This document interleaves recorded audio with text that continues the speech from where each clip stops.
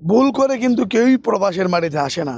পরিবারের অর্থনৈতিক চাপে পরিবারকে ভালো রাখার জন্য প্রত্যেকটি পুরুষ প্রবাসের মাটিতে আসে। আইসাই কিন্তু বিপদে পড়ে।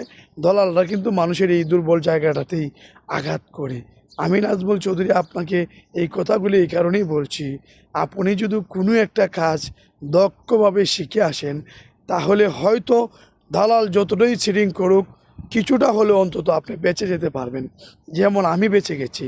দেখুন, আমি কিন্তু প্রত্যেক দিন কোনো না কোনোভাবে কিছু টাকা ইনকাম করছি, যেটা আমার পরিবারকে সুখে রাখার জন্য কাজ করছে। আজকে যে আমি কাজগুলি করছি, সৌদি ভদ্রলোকের সাথে আমার কন্ট্যাক্ট কমপ্লিট হয়েছে, তারপরে আমি কাজ শুরু করছি। এইখানে সে আমাকে ৬০ রিয়াল দিবে। ৬০ রিয়ালে যদি বাংলার নর্মালও হয়, তাহলেও কিন্তু ২,০০০ টাকা বা ১৯০০ টাকা হবে। আপনি চিন্তা করে দেখুন, বাংলাদেশের মাটিতে ১৯০০ টাকা ইনকাম করতে হলে আপনাকে কী কী কাজ করতে হবে। আর ওইখানে আমি আধা ঘন্টা অথবা ৪০ মিনিট কাজ করে আমি ১৯০০ টাকা নিয়ে যাব।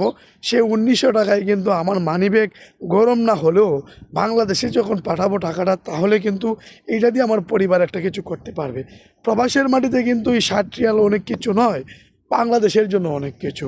তাই আমি আপনাকে বলবো, আমার মতো সুন্দর করে গুছিয়ে একটি কাজ শিখুন পরিবারকে সুখে রাখার জন্য। পরিবারকে সুন্দর রাখার জন্য তো আপনার প্রবাসের মাটিতে এসেছেন। আপনি যদি কারো পরিবারে কাজ করেন, তাহলে তাকে বুঝিয়ে টাকা নিতে হবে।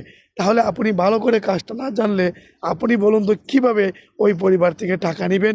মানুষ এত বোকা নয়। আপনি কিছু সময় কাজ করবেন, আপনাকে টাকা দিয়ে দিবে। তার চাহিদা এবং তার যে পূরণ, এটা পূর্ণতা না দিতে পারলে আপনি কোনো অবস্থায় তার কাছ থেকে টাকা নিতে পারবেন না। এই যে আমি কাজগুলি করছি, নাটগুলো টাইট দিচ্ছি, বাতাসে তার ডিশটাকে একেবারে দুর্বল করে ফেলছে।